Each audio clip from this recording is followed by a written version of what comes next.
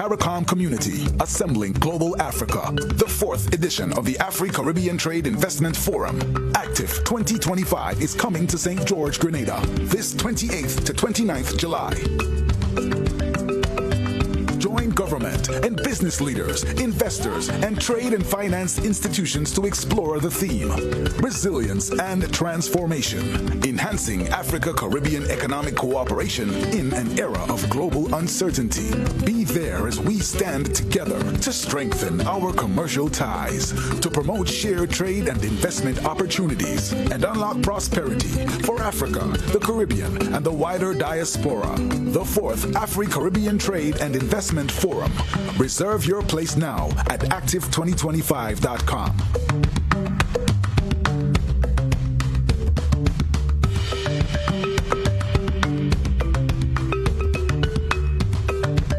Fitness Revolution 11 2025, 16 days of fun, fitness, laughter, energy. I just want to encourage everybody to come down to both Tantin, Old Trafford playing field, and Monroe's Granans for an eventful, fun fitness and giveaways. Fitness Revolution 11, one and all. See you there.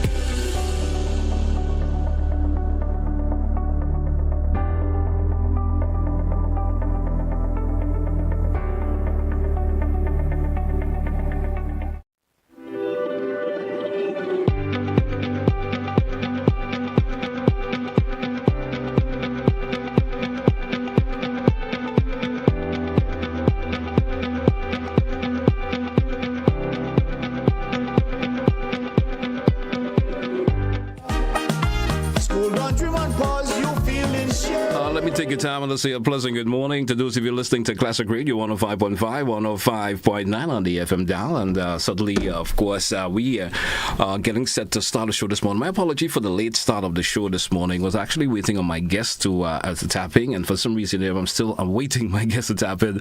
I haven't seen them coming as yet. So, folks, good morning to you once again. Those of you listening to Classic Radio, GBN TV, welcome.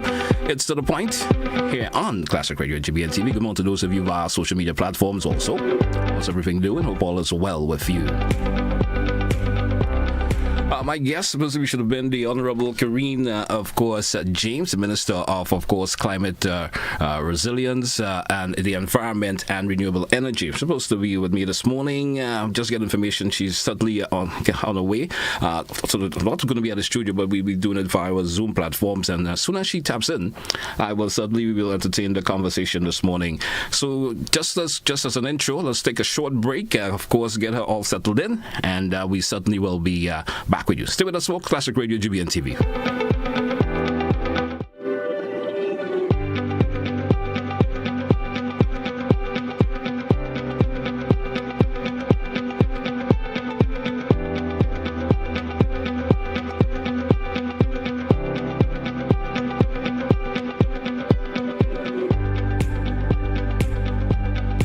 Send it on like a Ramaton, you know, it's the original scintillating from the king of drama, breakdown stage, Deuter Hammer, and I'm endorsing Spice of the Carners 2025. We'll be out from the 25th. I want to see every rags and flags lift. Volcano, chainsaw in Chicago, volcano, mash up stage and mash up show. Send it on. Play the tune, all the commissioner laughing. You know it's a mistake to tell we don't do it. When they tell we don't do it, it's like they better tell we do it, cause we do it. Yo, fat man! When they telling us don't do that, we doing that. Trim the rubber, don't mash up that.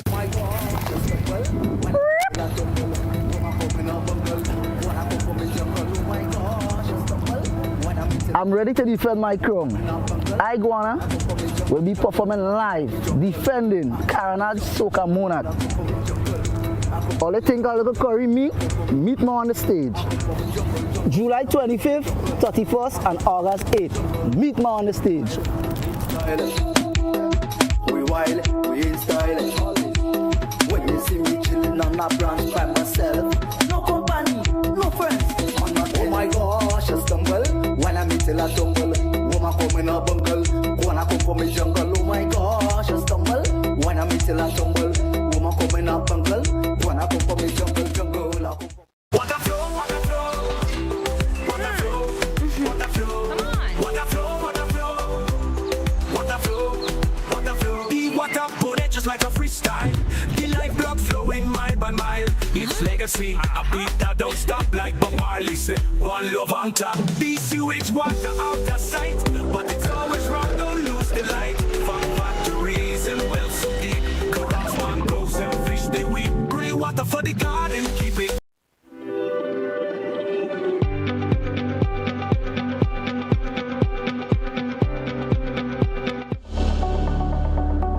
Welcome back once again to our listeners. Welcome back to your viewers. Classic Radio GBN TV. Welcome to the point. It's Wednesday, the 9th day of July 2025. Good morning once again. To those of you via social media platforms, good morning to you. And certainly welcome to today's edition. It's Government Wednesday, we call it, every Wednesday here on To The Point. That's what we do, entertain various departments, members of government and so forth here on today's program. As mentioned in the intro, my guest today is, of course, is the Honorable Kerryne James, Minister of Climate Resilience and for the Environment and Renewable Energy. She's also the Member of Parliament for the constituency of the parish of St. John. Let me say good morning to, of course, the Honorable Minister and say good morning. Good morning to you, Minister, and welcome to the program this morning. How are you this morning? Good morning. Thank you so very much for having me on. I'm doing fine, thanks. And good morning to the listening audience. All right. And I certainly hope all is well with you this morning. So far, it's a bright and sunny day. Yes. Quite a lot to get done, but it's going good. All right. It's always a pleasure to have you on the program. And so we have lots to discuss this morning, so I certainly hope time will permit for us to get through the conversation this morning. Your portfolio is a huge one. So we would say you, of course, lots in terms of the particular ministry that you hold, climate resilience, the environment, renewable energy. How is things within the particular ministry that you hold? All that is in titles. How is things within there going on now? Of course, from our last conversation, how is things going on? Let's get it off on a light note if we want to start it in that particular way. It's never a dull moment with my ministry. As you know, we have quite a robust and dynamic international obligations, as well as we do on the national level as well here in country. So for the last, I think perhaps maybe it's a year now since I've been on the program, it has been just quite dynamic. As you see, climate change has been showing its ugly face on us following the passage of Hurricane Beryl. The rainy season so far has not given us too much of a challenge in terms of flooding and the likes, but of course it begs the question of preparation, and it also begs the question, how prepared are we as small island developing states to even fight harder for the negotiations that will be coming up at the next conference of parties that will be held in Brazil later on this year. So for us, we continue on that agenda in terms of ensuring that our seasoned and as well as our new negotiators are on par, that they are aware of as to what is happening, that they also understand the mandate of what we want as a country. We've also, on the environmental side of things as well too, we have been very vocal and very strong in our advocacy for the establishment of a global plastic pollution treaty.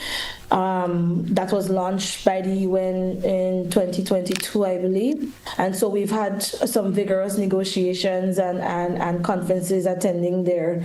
And we're hoping to wrap up in August. So, coupled with that, we also have our renewable energy agenda that we are sharing with our utility company, Glen, as well as the Public Utility Regulatory Commission, the PRC, as it relates to the regulatory framework and regulation aspects of things.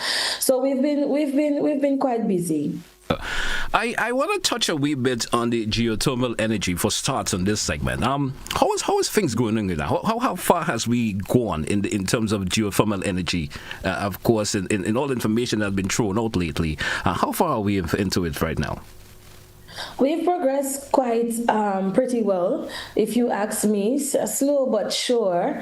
And reason being, geothermal by nature is one of those renewable energy ventures that takes quite a while in comparison to that of solar or wind energy or even ocean energy.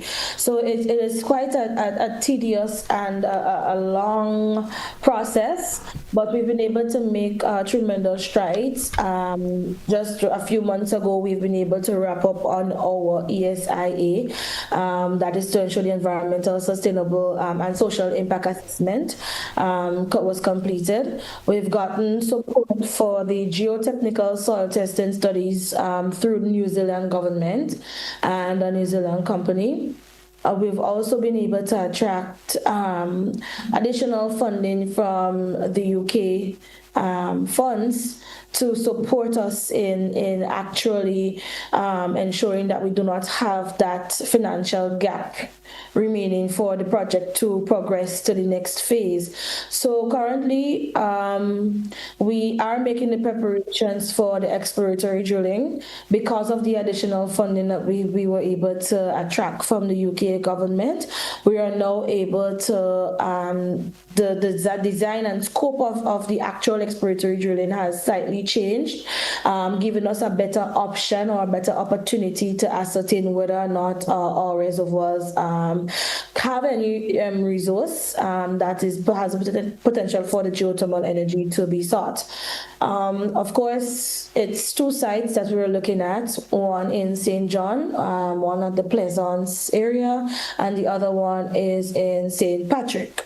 So as it stands now, they have deployed quite a number of instruments to ascertain the flow of the adjacent rivers and so nearby the site.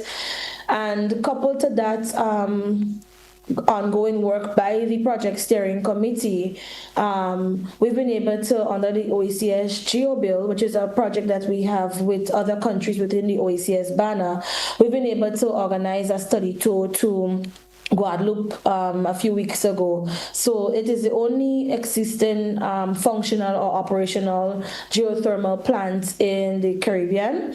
And so it was an opportunity for us to bring together not only the technical persons underneath the ministry, but also persons in the community. Because at the end of the day, if this plant proves that there is a resource in the exploratory phase, we have the opportunity to either explore more or decide what next we want to do. But ultimately, the goal is to ensure that we can have a diversified energy mix whereby we can make energy affordable, cheaper, and more accessible to our communities and to the constituents.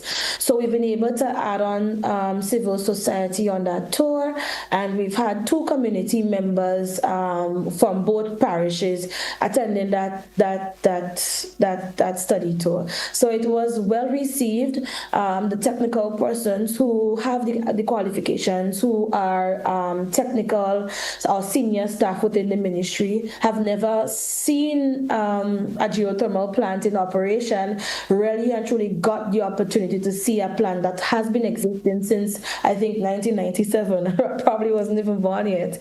They were able to see that and come back with the lessons learned. The team in Guadeloupe was very open to ensuring that they had all of the information as to, what are some of the hurdles that they have to overcome, what are some of the challenges, and so we we are like our OECS and other Caribbean countries. Neighbors, we are well on the way with the geothermal. We believe that geothermal is perhaps maybe one of the best investment any government can make in terms of renewable energy and diversifying the energy mix.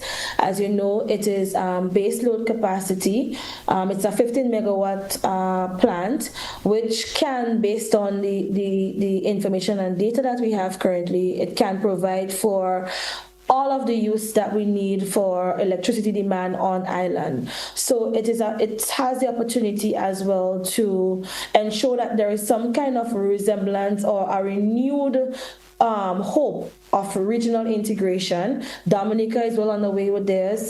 St. Kitts and Nevis is on the way with their exploration as well too. So we are looking at our neighbors, we are learning, and we are applying what we learn as we go about with our own interventions here in Grenada. Certainly happy to hear that. Give me an update in terms, we know since the passage of Hurricane Beryl, the solar plants in Carriacou had some damage done to it. Give me an update on that in terms of the progress of thus far with our solar plants in Carriacou. Yes, so following Beryl, I mean, we were devastated by the rot left by Beryl. Almost the entire plant was more or less destroyed. We have since done the assessment to ascertain what could have been salvaged from it. We have done also a more in-depth technical assessment thereafter to ascertain what went wrong really with the scope of the design, to see how best we can redo and to start from scratch again on this plant. So we have not given up hope on the plant. The UAE fund, the Abu Dhabi Fund for Development, they have given their commitment to ensuring that we see this plant to its full commissioning. So we are happy about that. And right now we are in the process. There is a technical steering committee that has been put in place that led actually us ensuring that all of the things were aligned and were in train for the commissioning before Beryl. So that committee is still functioning, still active. And we're now going through the phase now of the side with the company that is representing the Abu Dhabi Fund for Development to ascertain what the insurance to cover, what the differences would cover from a financial aspect, and then to roll out a more resilient plan, not only in writing, but actually in implementation and Oh, great.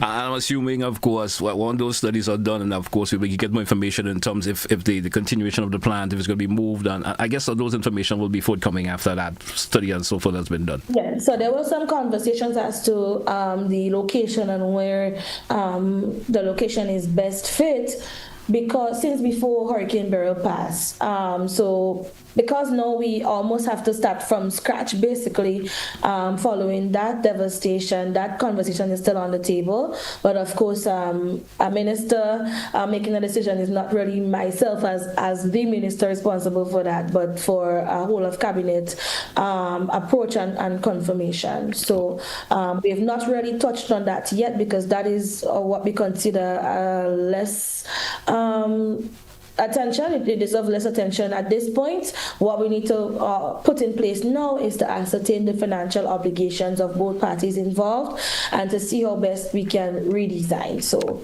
that is still on the table. All right, great. Tell me about that 2-day Climate Change Youth Forum. Share some information with me in relation to that.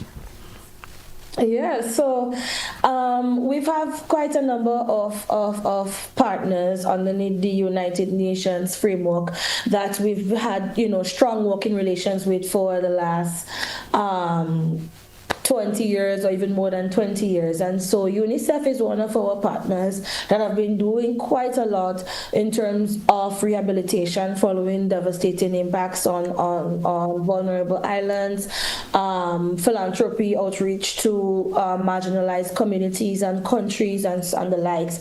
And one of the key grouping or cohort of UNICEF's outreach is that of young people. And so for us as a ministry, I mean, I don't think Prime Minister made a mistake when he had given me such a portfolio. But what you see happening is quite a lot of our young people are oftentimes left out of the conversations as it relates to climate change or coming up with the solutions for climate change. And one of the mandates that I've given my team from the onset since 2022 is to ensure that we have young people in every aspect of our ministry going forward, and not just having young people because we might have a project here or there that requires us to have gender balance or gender equality or to satisfy that of a age group that needs to be in the conversation, but to really and truly implement young people so that they know that we value their contribution, we value their intake, and once they stay the course, once they are genuine, that they can propel within the climate space and they can be great negotiators, they can be great innovators for small and developing states, bringing solutions to the problems. So we've reached out to UNICEF since last year to see how best we can collaborate on doing something that has impact, doing something that can really push and propel our lobbying for much more awareness to the Sustainable Development Goals.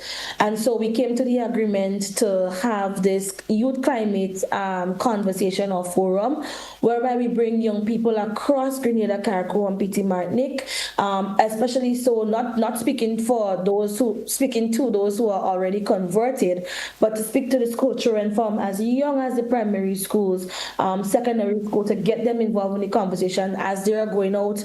Some of them are writing CXCs, have just completed writing CXCs, going on to TAMCC, wondering what career path to take. We want to ensure that they have these avenues to explore what is available, where the gaps at, and where they can contribute meaningfully to their society. So it was an environment that was a win-win for both parties. They got to see persons that are already experts in the field, that have been in the field for a lot of years, has been successful, has had successful entrepreneurial businesses right here in Grenada, and have been doing quite a lot across the region.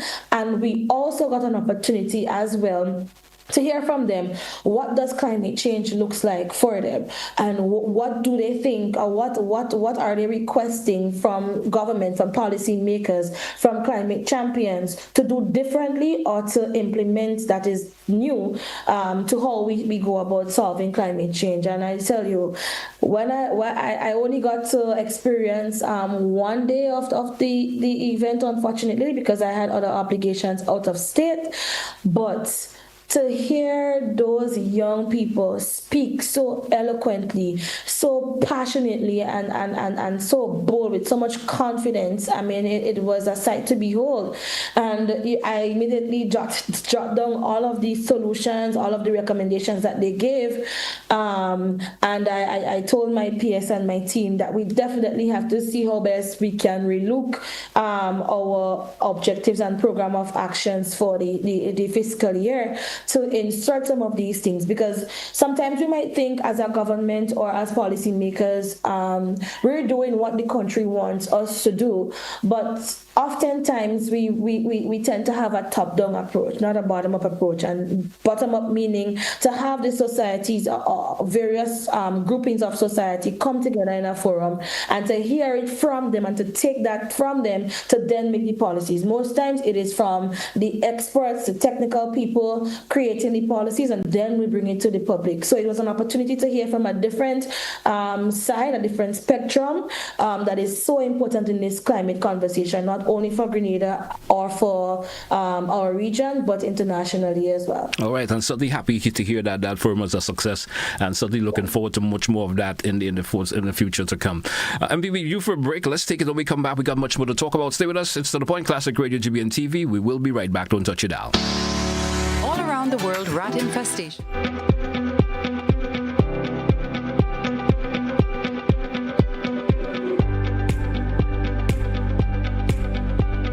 Calling the CARICOM community, assembling global Africa. The 4th edition of the Afri-Caribbean Trade Investment Forum, Active 2025, is coming to St. George, Grenada, this 28th to 29th July. Join government and business leaders, investors, and trade and finance institutions to explore the theme, Resilience and Transformation, Enhancing Africa-Caribbean Economic Cooperation in an Era of Global Uncertainty. Be there as we stand together to strengthen our commercial ties, to promote shared trade and investment opportunities, and unlock prosperity for Africa, the Caribbean, and the wider diaspora. The 4th Afri-Caribbean Trade and Investment Forum. Reserve your place now at active2025.com.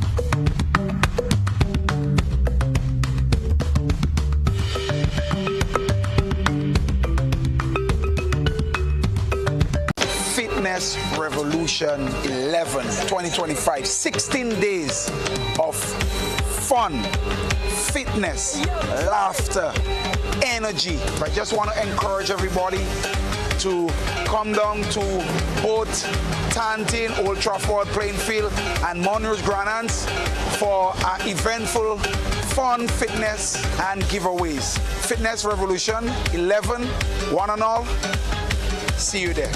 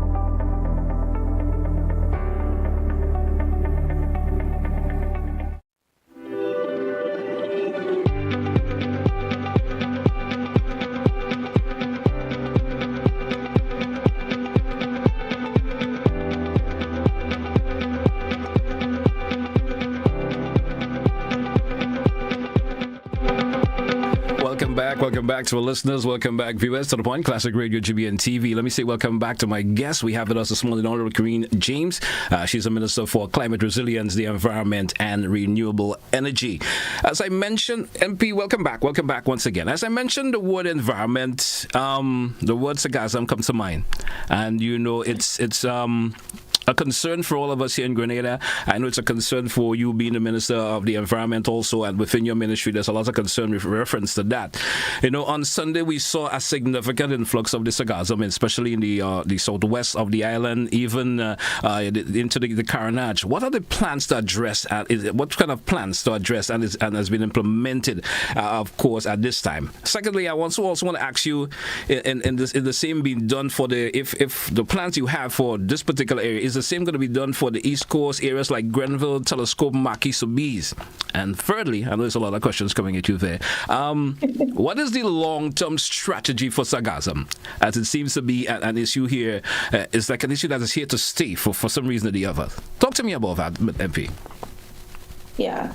Well, sargassum, as you know, it's one of those challenges or issues that has been brought on due to the climate changing, the warming of our oceans and so. And it's something that a lot of our Caribbean countries are trying to grapple with.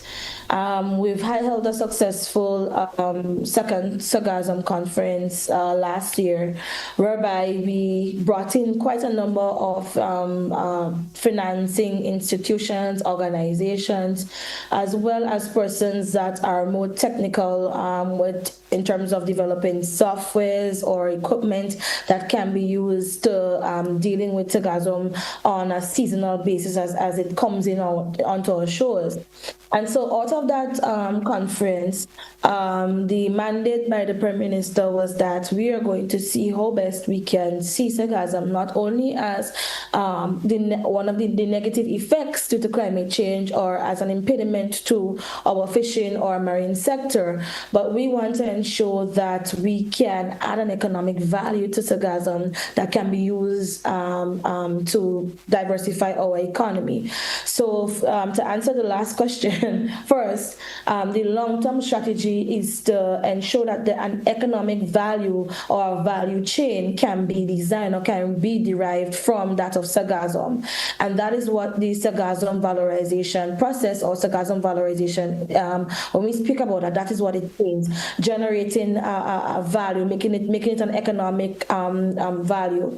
So that's the long-term strategy. So currently in place, following the 𝗥𝗲𝗀 conference, we've been able to successfully initiate a task force, a committee that has been put in place with representatives from the EU, because it's under the European Union. We've been able to get the fundings or the attraction to bring in all of these persons in Grenada to have the conversation as to what do we do, what have we learned since having to deal with such a catastrophic environmental challenge. So we've had that task force, and they have been leading the work as it relates to the valorization process, what it looks like. We've been able to send out our expression of interest from persons in terms of the model for valorization to the international and regional community.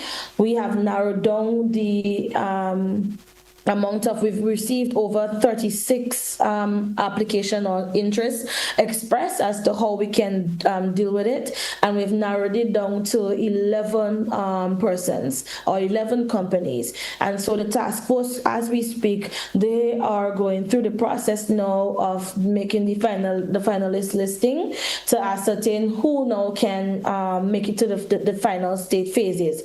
So what they initially had to do was to just give a brief overview as to how we can deal with it, how we can valorize. And now those shortlisted applications or applicants are now being asked to put a financial model with that basic project proposal that they submitted for the expression of the interest call. So we're doing that. Separate and apart from that, we're also in the process now of trying to design a project from the pool of persons and organizations and companies that came to Grenada. We have a vast majority of different techniques, different equipment that can help us harvest the seaweed on two options, either onshore or offshore, before it gets to our shorelines. And I think that has been the problem that we've been dealing with for quite a while now, in terms of those parishes, those communities on the eastern coast of the island, the 𝗖𝗶𝗶𝗀𝗁 and the likes. When it gets on land is when the issue arises. 𝗥𝗲𝗀 in water, it doesn't carry the same stench as when it is just on the sand or on the seashore.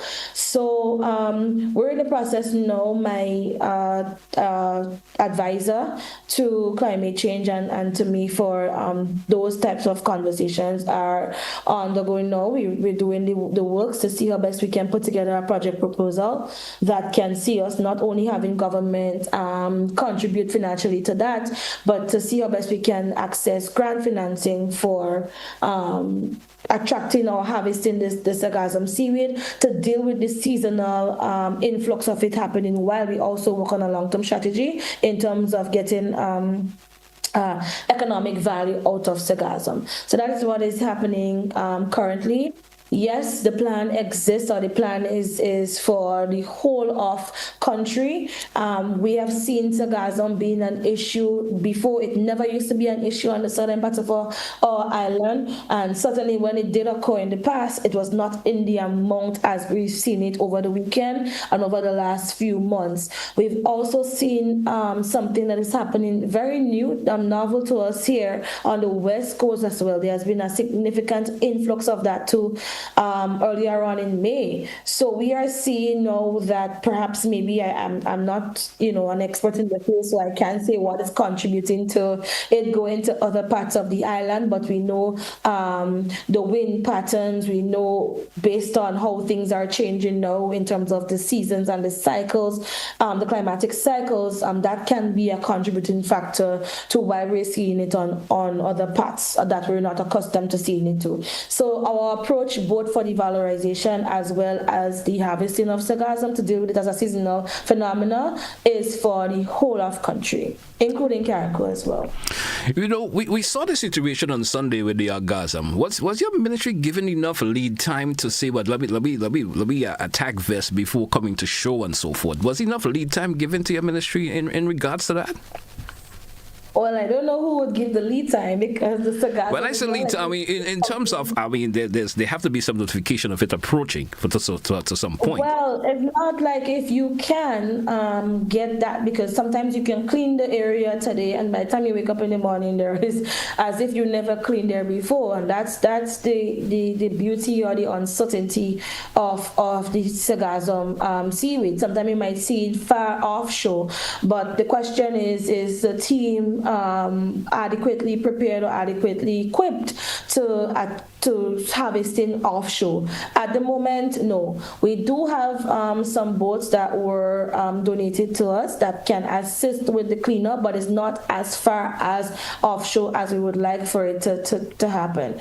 So, the Solid Waste Management Authority has been quite strategic in terms of how we deal with it. It is not something that we can, because you don't know, you simply don't know what direction it's going to take.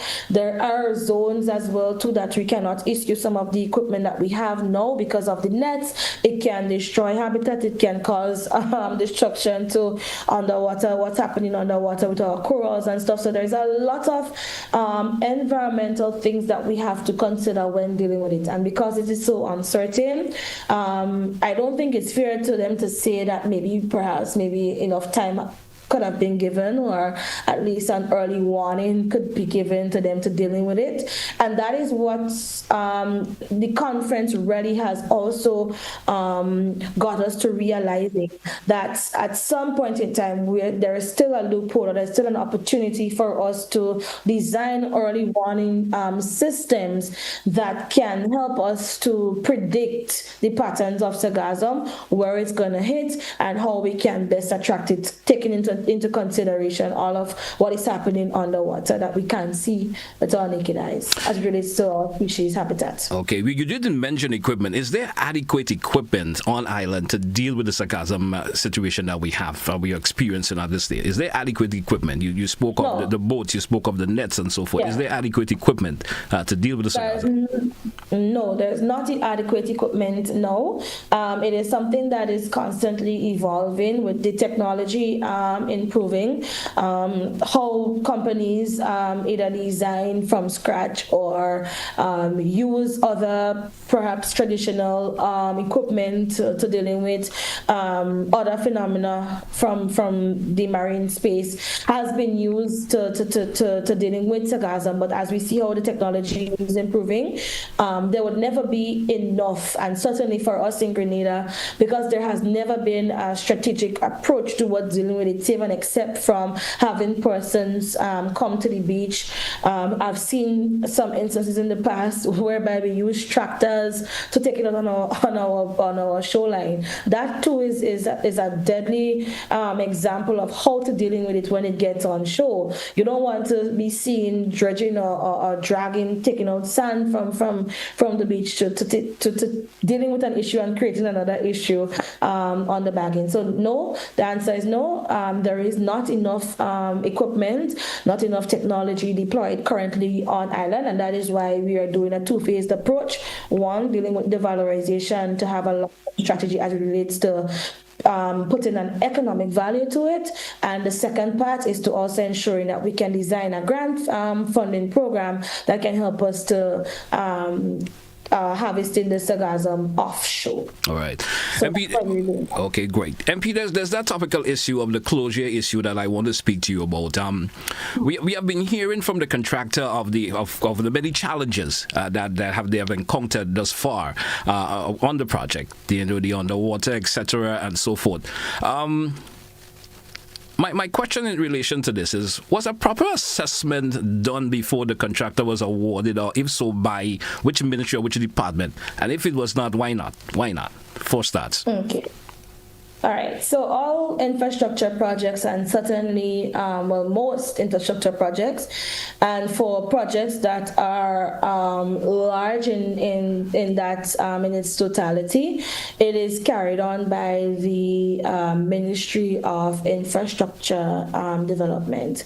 As for all projects, it goes through several phases, one being the scope and design, then we have the bidding process that is done through the procurement unit in terms of the awarding of the contracts, and followed by the commencement of the project and the several phases that is attached to the commencement of the project.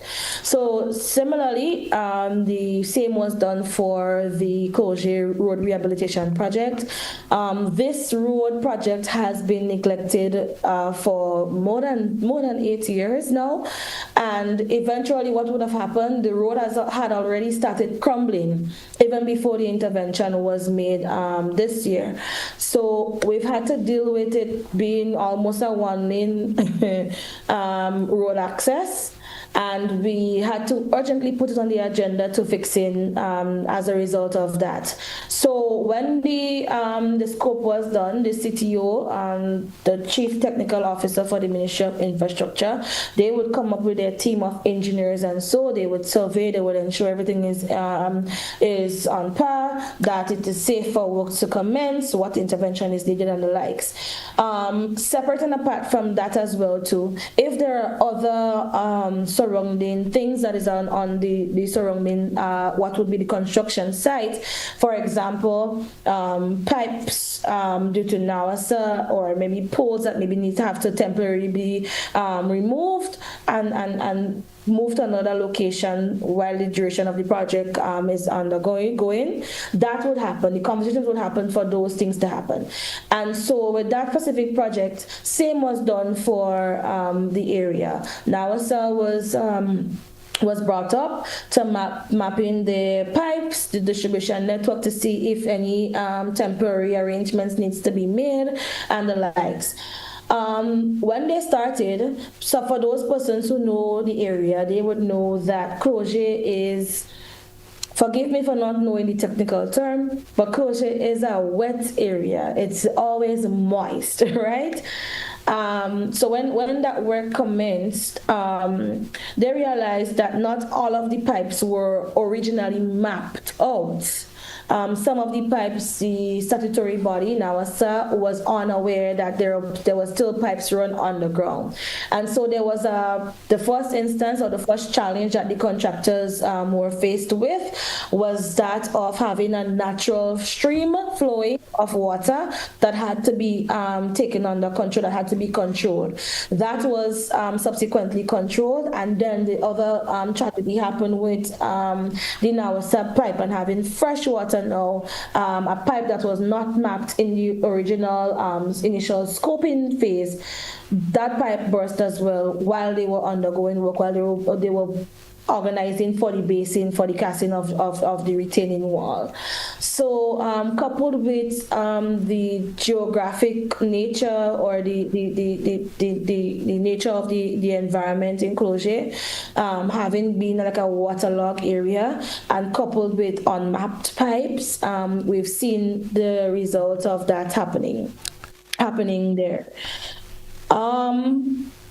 because of that, the land is in that particular location is quite unstable as well. So that didn't help in terms of the rehabilitation efforts. And so most of the works that had happened already on the first half of the road eventually collapsed over the weekend. As I've mentioned in another interview, I personally believe that due to the magnitude of work that needed to be done, I think that the road should have been closed to allow for the teams to work longer periods and without any necessary delays, because when you're dealing with things that you don't have control over in terms of the environment, you are basically working against time. So everything that has to be done very quickly so that you have control and that you can stabilize the ground. So I thought that the Ministry of Infrastructure, the CTO and his team should have closed the road way before to allow for that. Of course, even if there were signs put up along the area that, you know, heavy equipment or heavy trucks and stuff should not be passed on the road. You know how sometimes as a society we can get when there's no eyes looking, no laws or no regulations is followed. So that didn't help the situation at all. But I'm happy to say that the team from the Ministry of Infrastructure, they came out last weekend following the eventual collapse of the work that were progressed already. They came, an assessment was done, and I'm awaiting for a briefing as to what is going to happen next. Whether or not, well, of course, the entire scope would have to be relooked now that we're given, we're experiencing or we're seeing additional land movement. There have been a temporary closure that has been issued, so now we are using a detour over the area there for persons to get to and from St. John. All right. In our last night's news broadcast, we heard a very sad situation of the homeowner who directly and immediately affected by the situation. Have USMP reached out to that individual directly, and what are the plans here, since it seemed that to be a substantial damage and possibly loss? Of course, what did the team saw in relation to that? If you have reached out to the homeowner. Yeah, so I personally have not reached out to the homeowner. I know that the homeowner is not on island. But he actually is. He was actually last night, of course, our news team actually spoke to him. So there was a caretaker that was put in place that we've had initial conversations with in terms of the project going to start, when it's going to start, and initially, we were told, just do what we need to do and ensure that we safeguard the property and stuff and the likes like that. And so that was the initial conversations that my team have had with them prior to that. Now that the homeowner is on island, I have not personally reached out as yet, simply because in order for me to go to the homeowner, I need to know all of the conversations that have been happening. I don't want it to see as an ad hoc approach or me trying to score any political points. It is an unfortunate situation, but I do know that there is already entrenched in the system that loss of land, loss of property can have to be remunerated, and the government has to ensure that they take responsibility of what transpired and try to remedy the loss by family members or homeowners or landowners in the event. And so in addition to the landowner as well too, there have also been trees. As you know, 𝗏𝗀𝗀𝗁 is a farming community, and most of the persons there rely on farming that of nutmeg production and nutmeg crops and stuff. And so there has been quite a number of farmers that lost plants, and including spice trees as well as spice plants. I don't know what the term is. That lost that as well too, that can have an economic value as well. So in addition to the homeowner, the conversations will be had from that of the Ministry of Infrastructure once a decision or a proposal is met for both parties to agree. So for me now, I'm just awaiting that intervention to be had first, so that I know what the assessment says from the Ministry issue of infrastructure. So from an emotional standpoint, I can better adequately be able to support and to stand in solidarity with the homeowner. But so what would you have like to say to the residents of 𝗥𝗲𝗀𝗁𝗁 in particular, of course? What are the plans for them? We know it's difficult times that they're experiencing right now, that they are facing. For some, of course, assistance regarding transportations, being put in place and so forth. Is there anything of that nature been put in place for them for now? Yeah, so I would say that's what years of neglect looks like when you have infrastructure. And this is not the first project that has happened in terms of major road improvement or major road network improvement for the people and residents of 𝗥𝗲𝗀𝗁𝗁. When you leave things to fester, it doesn't get better, it gets worse. And certainly with everything that is happening now, heavier rainfalls, more rainfall, sometimes it exacerbates the problem and makes it worse. So that is what happens when you have neglect, and that's why it's very important that you have strong advocates or strong representatives for you to represent you well, so that these things don't happen in the future. I mean, the world is getting too modernized for us to waiting for roads to collapse on us before we do anything about it. And sadly, I have inherited quite a lot of our major road networks being undermined because of neglect over the last few years. So as I mentioned, we've done another one of the road rehabilitation projects as well in 2022 or 2023, early 2023, just higher up 𝗥𝗲𝗀𝗁𝗁𝗁 Road, the 𝗥𝗲𝗀 Junction Road there. There have been an issue there where there was no culvert, or it was blocked and it was running into someone's property, and they could have lost their home and almost all of their properties and those that were on top. So your MP is working for you in ensuring that we can map out and remedy what was not done from many years of neglected representation. That's one. The second thing is the closure area, since the project of the what's that area called? There was another project that was happening. The name eludes me now, lower down. But when that project was undergoing, we inherited that project. It was undergoing for more than 5 years. That project was going on there. We've been able to have the contractor ramp up his pace since getting into office and ensuring that we can allow it. Even the school children in that area as well, to the Mount Millet Bridge. That's the name of that project. Had quite a lot of challenges getting to and from school. The teachers, it was a disaster to have to make all that long detour to get to school. So even before that specific project now happening at 𝗥𝗲𝗀𝗁𝗁𝗁 in 𝗥𝗲𝗀 occurred, the transportation issue of persons in the area have been on the platter. We've done, since getting into office, more than 8 field visits and field outreach in the area there, and it has continuously been an issue or a problem that my constituents have raised. We know that we have a dynamic and a vibrant taxi business operations ongoing here, but we also know, and I'm also aware, that not everyone has the ability to pay for a taxi to and from, and it's not cheap. It's not cheap at all. So what I have decided to do, we've had quite a number of projects that we are looking to roll out later on this year into next year under the renewable energy banner. I have also received a letter of request from the one of the secondary schools that are most directly impacted for the issuance of 2 electric buses.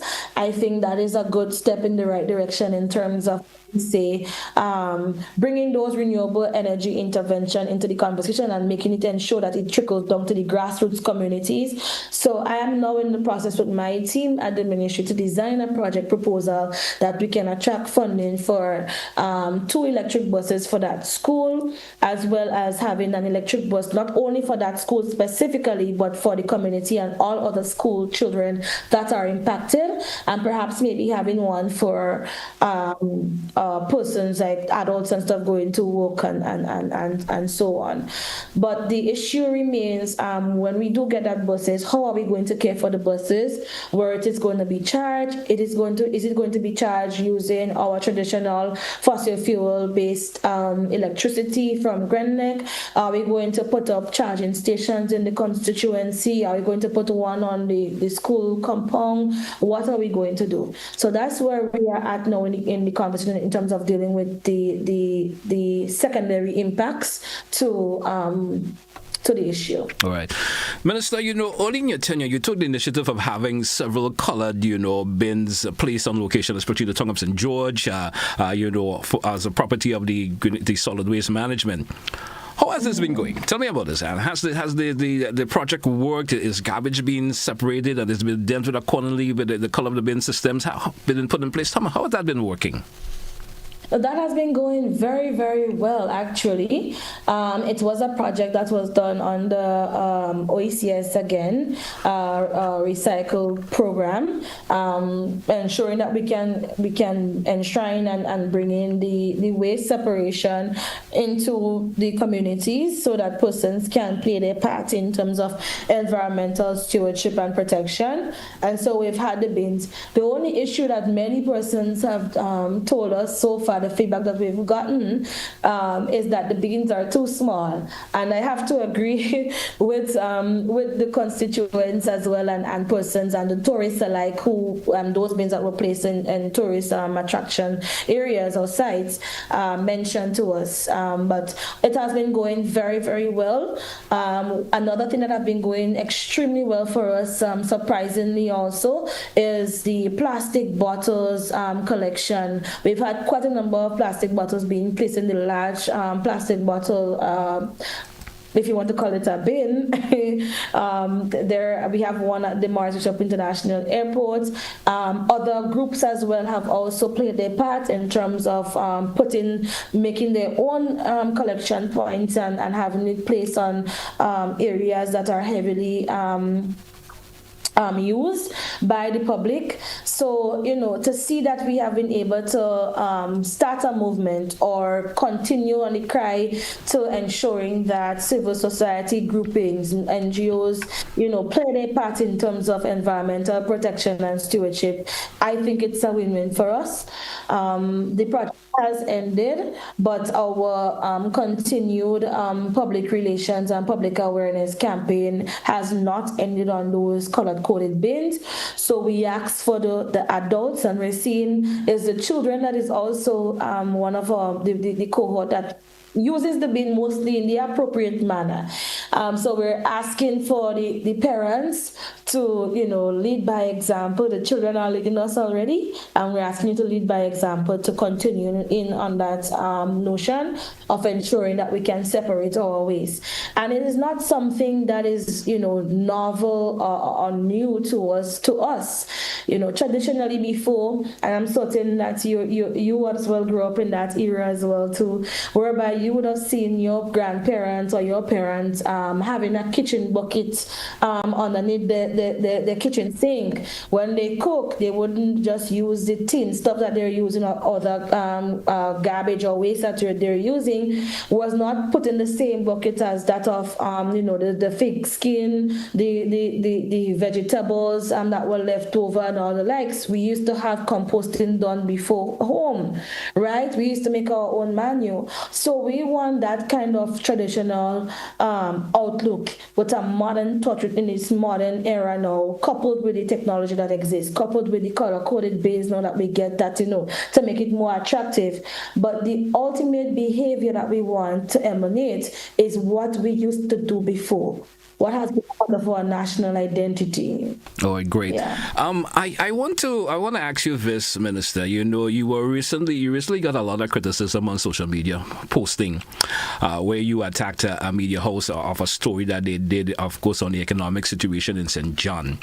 What prompted you to such a, of course, aggressive response, if I may ask you that? Well, I will not say the response was aggressive at all. I would not say that. I didn't know it was I didn't know I aggressively respond to them. To say aggressive is quite a strong word. I am also cognizant of the fact that in politics, persons would do certain things, not necessarily having the best interests of the country or constituency or constituencies at heart. Persons will do things that are politically motivated and to score political points. And so for me, certainly, having been the representative of the area, I think, as media houses, we have a responsibility. And I say we because all of us, I carry the media as well. The media has a responsibility to not try to, perpetuate or create or even fuel that sort of political mischief that is happening and misinformation. The media has a responsibility to give persons the facts as it is. Some individual journalists and so might have their own biases, but when you are a media personnel, when you are a journalist, certainly not a critique or not somebody that is just doing it out of, having a political stance or they say commenters. When you have a media house and you are a reputable brand, you have to ensure that what you put out, it reflects that of an international standard. You are not doing things just for the consumption of now or trying to get likes on Facebook or trying to compete with the other media houses. You are giving information. And so I found it, if it was something whereby you really and truly wants to talk about the economic impact or the economic situation of a particular parish, forget constituency. Interviewing two persons on a day where, as any other days in the country and in any other parishes, there are high days, there are low days. You came up there and you interviewed just two random people that are not really vendors per se in the word of that's their only trade, but they do it seasonally or they do it on a day-to-day basis. To say that the economic situation is bad, I think it speaks to your integrity. And it speaks to how reputable are you. And so I think from that stance, as the representative from the place, I felt personally attacked that you would try to, downgrade the parish like that.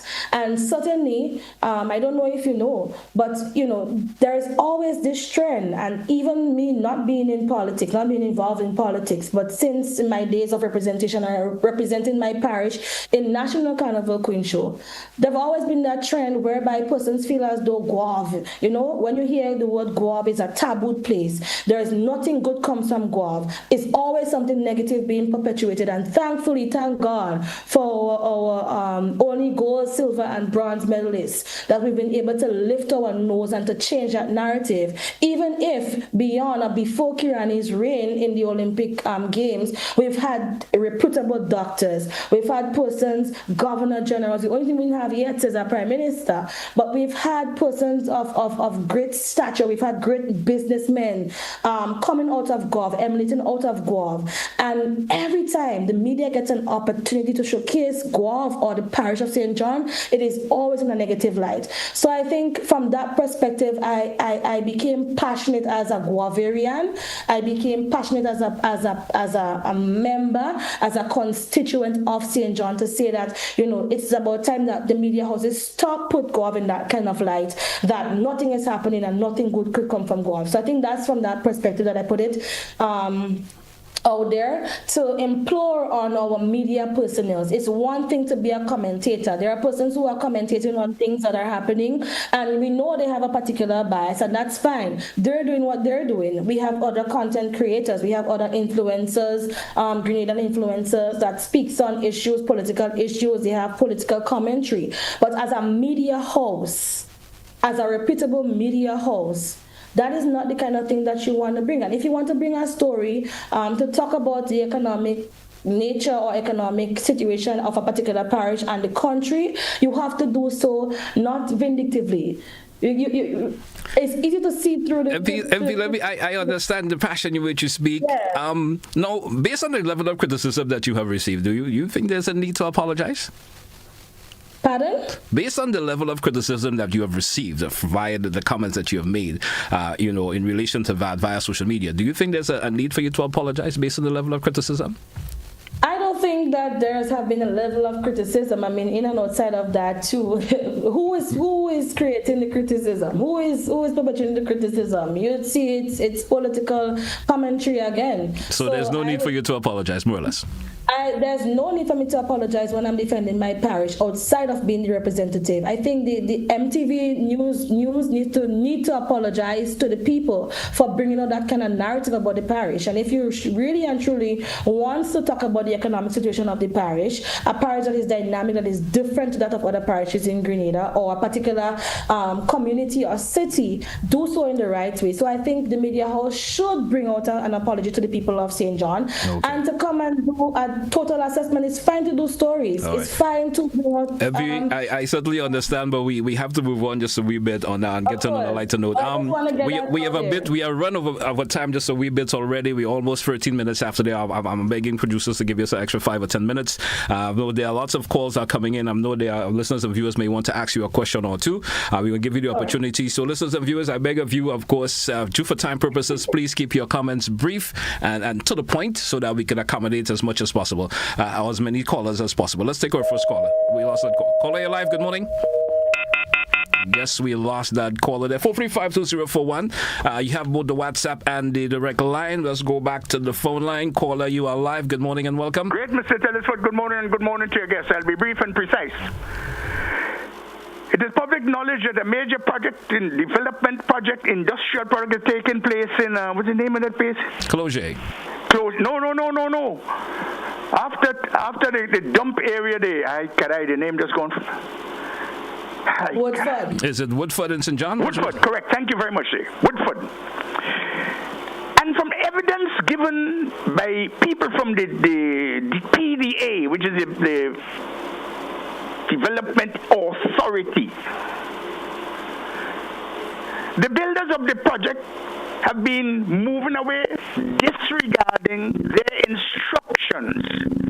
And certain things have been happening, major works, roads, plant being installed outside of the authorization of that legally established body, the PDA, by a law in the parliament of the country.